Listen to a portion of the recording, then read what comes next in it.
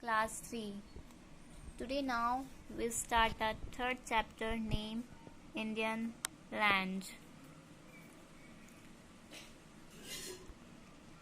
India is our country. It is also known as Bharat.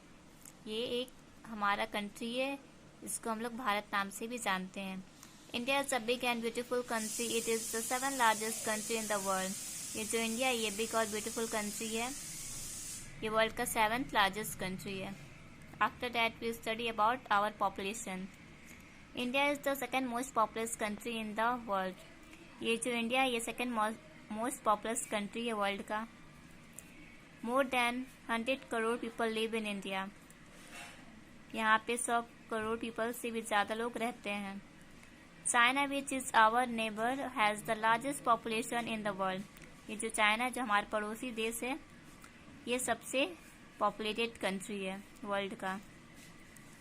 While China is the largest country in Asia, India is the second largest country in the Asian continent. ये जो China है ये सबसे ज़्यादा largest country है Asia का और India second largest country है एशियन कॉन्टिनेंट का. Now turn the page from the north to south.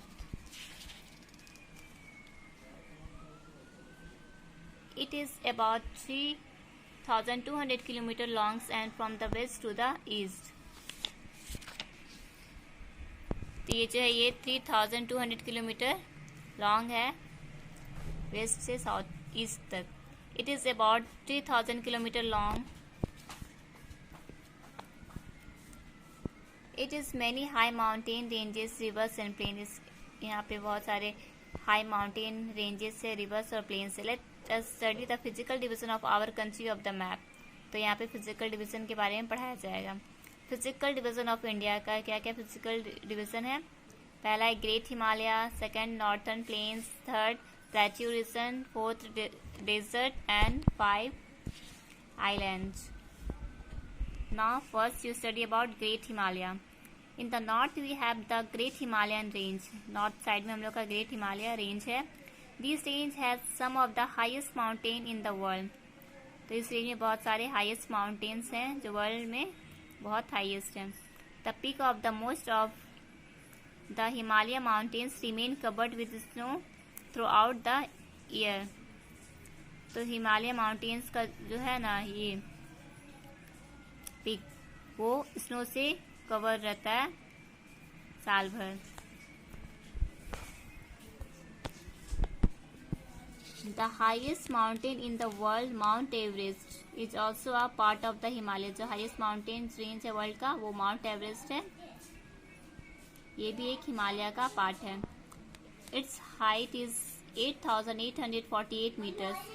इसका हाइट है 8,848 metres. Many rivers like the Ganga and Brahmaputra rise in the Himalayas. तो बहुत सारी रिवर जैसे गंगा, ब्रह्मपुत्र ये सब है जो ये हिमालय से ही निकलते हैं. There are some mountains in the central and south India too. यहाँ पे बहुत से माउंटेन्स भी है सेंट्रल और साउथ इंडिया की तरफ. The Satpura hills are in central India. ये जो सतपुरा हिल्स है वो सेंट्रल इंडिया की तरफ है. While the majestic Nilgiri hills are in south India. South India की तरफ है ये Nilgiri hills. After that, now we study about northern plains. In many parts of North India, you will see flat और level land. तो हम लोग north India की तरफ जो देखते हैं वहाँ पे बहुत सारे फ्लैट और लेवल लैंड रहते हैं. These are called the northern plains of India and lie south of the Himalayas. तो इसको हम लोग northern plains of India कहते हैं जो कि south of हिमालय में है. This area is also known as Gangetic Plain. इसको हम लोग गंगेटिक प्लेन से भी जानते हैं. Many rivers like the Ganga, Yamuna, Ravi, Satluj, etc. flow through the plains. तो ये जितने भी हैं जैसे गंगा, यमुना, रवि, सतलज ये फ्लो करते हैं इस प्लेन से. These rivers make the plains fertile. तो ये रिवर जितने भी हैं वो प्लेन्स को फर्टाइल बनाते हैं मतलब कि उपजाऊ. Many types of crops are grown here. तो यहाँ पे बहुत सारे क्रॉप्स भी उगाए जाते हैं मतलब फसल. Narrow strips of plain land are also found along the eastern and western coast of India. तो नैरो स्ट्रिप्स ऑफ प्लेन भी यहाँ पाए जाते हैं ईस्टर्न और वेस्टर्न कोस्ट ऑफ इंडिया में. These plains meet at a place called Kanyakumari in the south. तो ये प्लेन्स जहाँ पर मिलते हैं उस प्लेस को हम लोग कन्याकुमारी कहते हैं, जो कि साउथ में है. The rivers which flow through these plains are Narmada, Tapi, Mahanadi, Godavari, Krishna and Kaveri. तो यहाँ से जो रिवर्स फ्लो करते हैं वो है Narmada, Tapi, Mahanadi, Godavari, Krishna and Kaveri. After that, now we study about desert. A desert is a very large area of land having very little water and very few plants growing on it. ये जो डेजर्ट है ये बहुत बड़ा एरिया है ज़मीन का जिसमें बहुत कम पानी रहता है, बहुत कम मात्रा में, और यहाँ पर बहुत कम ही प्लांट्स उगाए जाते हैं. In the north western part of India is the Indian desert और the Thar desert. North western part में ये इंडियन डेजर्ट पाया जाता है या फिर Thar desert. The people here lead a tough life. यहाँ पे जितने भी लोग रहते हैं वो टफ लाइफ जीते हैं. It is very hot and dry in the day time during summer. तो समर की गर्मी के दिनों में यहाँ पे दिन में बहुत ज़्यादा गर्मी रहता है और ये बहुत सूखा रहता है. However the nights are quite pleasant and cool during winter. जबकि रात में थोड़ा शांत रहता है यहाँ का मौसम और यहाँ पे थोड़ा जो है ये कूल रहता है विंटर में. It rains little in the desert areas. तो यहाँ बहुत कम मात्रा में बारिश होती है. There are very few plants and trees which grow here. तो यहाँ पर बहुत कम ही प्लांट और ट्रीज ऐसे हैं जो यहाँ पर ग्रो करते हैं. After that now we study about plateau region. The southern part of India looks like a cone on the map and has uneven and flat surface. ये प्लेट्यू रीजन क्या होता है? India looks like a cone के जैसे जो दिखता है map पे. And has uneven and flat surface. Uneven flat surface रहता है. It is higher than the surrounding plains. ये सराउंडिंग प्लेन से थोड़ा हायर रहता है. The land which is flat and higher than its surrounding area is called a plateau.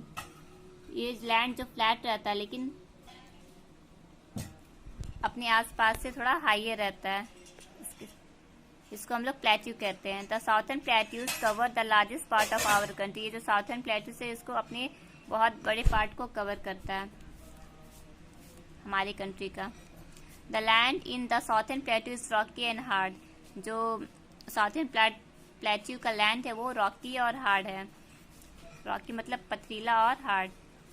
The area is less fertile than the plains. ये plains area से कम fertile रहता है, कम उपजाऊ रहता है. Now turn the page. After that, now we study about peninsula. Large water bodies on three sides surround the southern part of India. The land that is surrounded by water on three sides is called a peninsula. ये large water bodies है जो three side southern part से ये cover रहता है. The land that is surrounded by water on three sides is called a peninsula. तो यहाँ पे बताया गया है कि ऐसा लैंड जो तीन साइड से पानी से घिरा रहता है उसको हम लोग पेनिनसुला कहते हैं. The Indian peninsula has the Arabian sea on the western side. तो जो इंडियन पेनिनसुला है अरेबियन सी वो वेस्टर्न साइड में है. The bay of Bengal on the eastern side and the Indian ocean on the southern side. तो eastern side में bay of Bengal है और साउथर्न साइड में इंडियन ओशन है.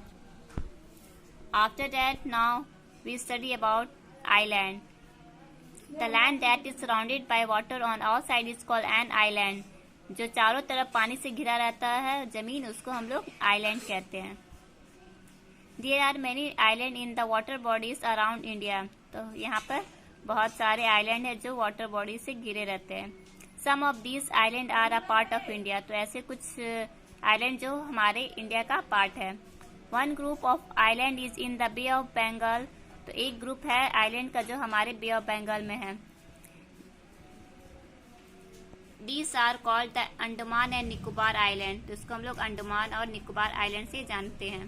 The Lakshadweep island is another group of island in the Arabian sea. तो दूसरा एक है लक्षद्वीप आइलैंड जो अरेबियन सी में की तरफ है. After that, now we study about our climate. The presence of mountains, rivers, plains and forests leads to different climates in the different parts of India. ये जो mountains, rivers, plains, forest है, ये सब